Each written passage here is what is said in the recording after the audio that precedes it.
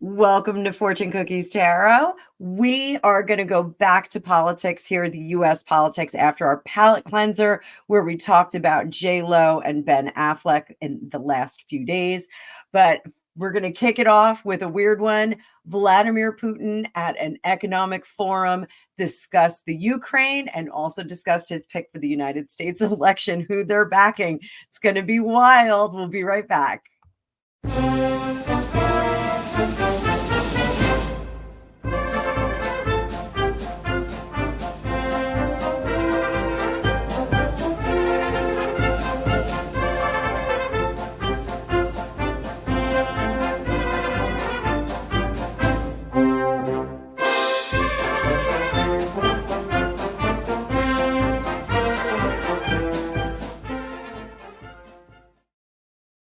Welcome back, Tarot fam. I am Annabelle. I'm a tarot practitioner for over 35 years. I'm a psychic, medium. I'm all kinds of crazy things. I teach as well. So today we are super focused on the election. So I'm going to batch a bunch of videos for you. We're going to talk about lots of stuff, but I wanted to start it off with Vladimir Putin. You know, you can always tell what's going on in the United States election by what foreign leaders are going to do in terms of their support. So it was on Thursday, Vladimir Putin had attended an economic forum. There was a lot of discussion about the involvement in Ukraine and what's going on there and what the plan is to move forward. Not the whole plan, just a little bit of the plan. But they did ask him at one point who he would be supporting in the United States election. Now, I think Vladimir Putin is an incredibly intelligent leader. I get accused of being a Putin supporter, but I find him a very intriguing person. I read the book, Putin's Playbook, which was a fantastic read. I will link it below because I think everyone should read it. It's a very interesting look at Vladimir Putin as an American supporter with a Russophile scope. It was written by a Russian immigrant who worked for the United States government, and she really kind of unveiled the Russian scope for our State Department. So it's an amazing read. I think everyone should check it out. I actually sent it over to my dad. My dad can't put it down. So all good things there. Really a great book. So basically what Putin had said with a smirk, it does say in this article that I'm reading from NBC News that he had a smirk. Quote, "I told you our favorite, if I may say so, was the current president, Mr. Biden. He was removed from the race." I think that's a very interesting use of word. I'm going to also watch the Russian version because I do want to see if that translation is correct. But he advised all his supporters to support Ms. Harris. So we will do it as well. We will root for her, he said to applause from the audience. Secondly, she has such an expressive and infectious laugh that it means she is doing well. So let's see if Putin really meant this and if he really does want Kamala Harris to be in there. I think she is less of a roadblock for him for a lot of things, but we're going to pull up the card view. Before I do that, please like, share, and subscribe. There is a link down below to my digital course. We will have a Tarot 101 class launching this weekend at a discounted rate. It's going to be discounted just for the month of September. And I also have a Lenormand course on there if you are interested in learning a different card method. And there is a free 3-day tarot class if you want to just whet your appetite for cartomancy and getting into tarot. The 101 class is much more extensive. There's a lot more information in there, but you can get started with that class if you'd like. As always, you can book your own magical reading with me if you'd like in the description as well. There are links for both. Let's pull up the card view and get to work here. So Vladimir Putin, crazy guy. One of the people I would like to have lunch with and just pick his brain about all kinds of things worldwide and Russian-wide. I would love to know how he feels about the lack of a royal family in Russia and the revenue that would build. Just curious what his opinion is, because it is a revenue builder in some senses.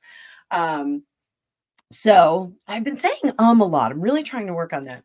Let's see, in regard to this election, what he really was feeling at that moment. Is he taking the piss? Is he being serious? Does he really want Kamala in there? What do we got?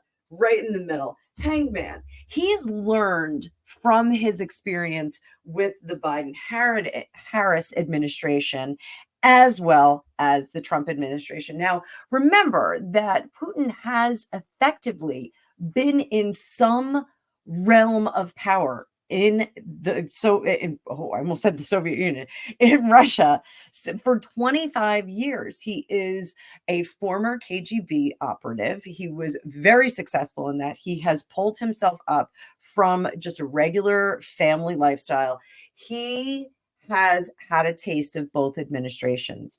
Which one is it easier to function with? This is what we've got here. He is really banking on which administration is going to, next card, be less of a headache for him. Less aggravation, less stress, less trouble for him. In what realm? We're going to pull out some cards here. In the realm of his fighting and the bald facedness of his fighting. We've got the moon card there. There's a little bit of a glare there. So that's what he needs, somebody who's not going to get in his way, presumably on that front that he's fighting right now. What's under the surface? Under the surface, he is a Russian warrior. There we go. Russian warrior wants everybody out of his way. What's in the past? What does he need to bring with him? This emotionality. So we don't really see Putin upset. He is a master at that mask and the PR that he puts out for everyone else. We don't see him upset, but I do think that he was upset behind the scenes with some of the administrations. Was it the Biden-Harris administration? No, because he was doing his operations and doing what he wanted then. Was it with the Trump administration? Yes, the Trump administration got in the way of his moving forward and obtaining those lands again. Where is his head at? His head is at destabilization of the confidence of the running candidates.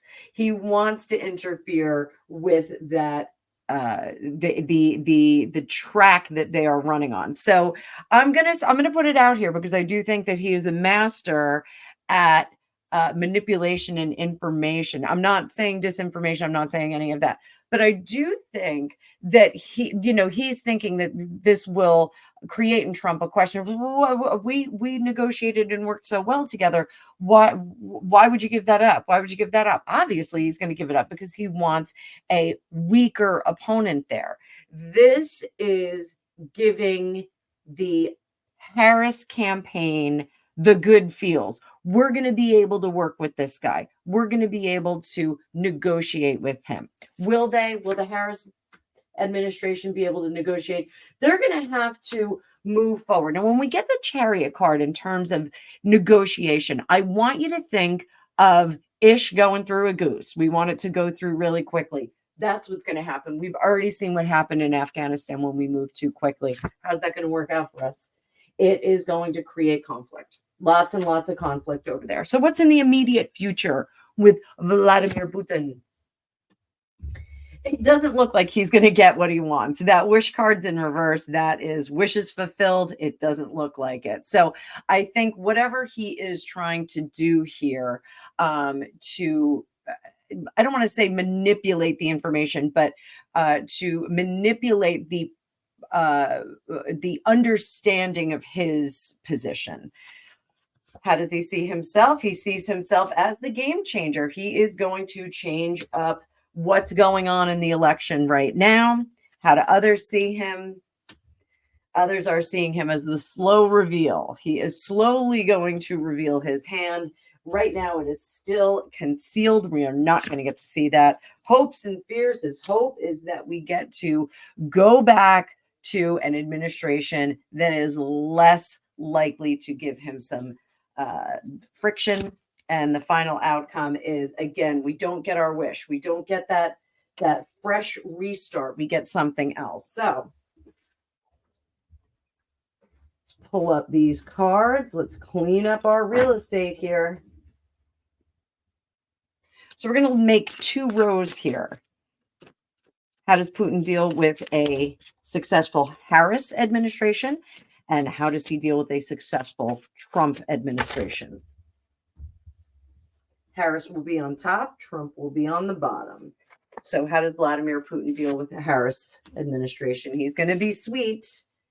And then we're going to see his claws come out, and we're going to realize he is not cooperative in working with us. He's going to do his own restart and just tally ho. He is just going to tally ho. How's he going to do with Trump?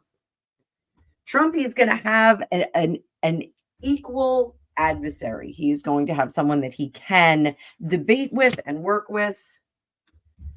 It's going to take some of the wind out of his sails. You know, Trump has said he's going to stop what's going on that front. You know, day one, he'll be able to negotiate that and take care of things on day one. That looks like he would be able to do that. He would put some guardrails in place there. He would get that sorted out and stop the fighting in that region. What else do we have here? I do think that if Trump were to sit down with Putin, and this has happened already, I think that it's going to be, look, I have a big stick, you have a big stick. Let's talk about our big sticks. I hate to be kind of suggestive like that, but I do think that that's really how this pans out. I think we have 2 equal individuals. And so Trump is going to say, you know, we can go all day long. We're still going to be, you know, going back and forth because we're evenly matched. Our countries are evenly matched. Our armies, our armed services are evenly matched. So we do get a little bit of imbalance there and a little bit of tension. I'm not going to say it's Cold War level tension, but we do get a little bit of tension because not everybody's going to get what they want. So, you know, which one is better? I think having the evenly matched players is really a good place to go. So, what does Pooty, sloppy shuffle for you guys, what is Pooty? What does he really think? Kamala Harris. What does he really think of him? Her, not him. I'm not suggesting anything.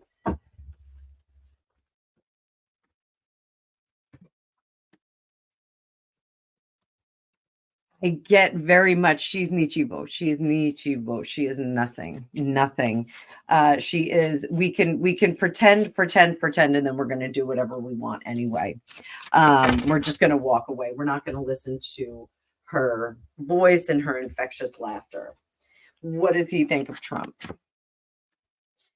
He thinks Trump is a true leader and means what he says. And this potentially could change the dynamic between the 2 countries, could change the dynamic of the world. So he's looking at that. Last question. Does he really like Kamala's laughter? Now, being from New Jersey, I have a terrible voice. I have a ridiculous laugh sometimes. It's terrible to have that taken to task, but I just don't believe that he really thinks her laughter is all that. So 1 card for this. Was he legit when he said her infectious laughter means she's doing well? What does he really think of that? Let's do 1 card. 1 card. It's the moon. He thinks it's hiding. He is also concealing stuff. So that's what I have to say about that. So that's some interesting stuff with Pooty there. You guys know, I like reading on Pooty. I think he's an amazing, interesting world leader. That's not to say he's a good leader or well-intended. I just think that he is an intriguing person and a person of note in history that we should pay attention to. That doesn't mean I'm applauding his every move, obviously, but I do think we need to pay attention to what he does. And I do think they will talk about him for centuries to come. I think there will, if the world is still here, I think people will be talking about him. So we're going to start talking about the upcoming debate. The upcoming debate is just a few days away. Apparently, Kamala Harris is in debate prep.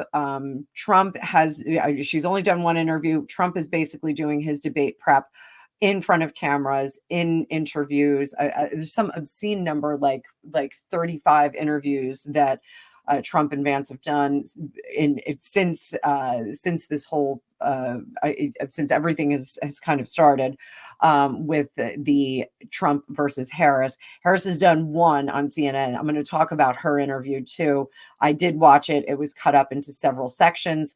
So look out for those videos. They're going to be coming up over the next few days. Like I said, I'm going to batch these all. It is September 5th. It's about 10 o'clock in the morning.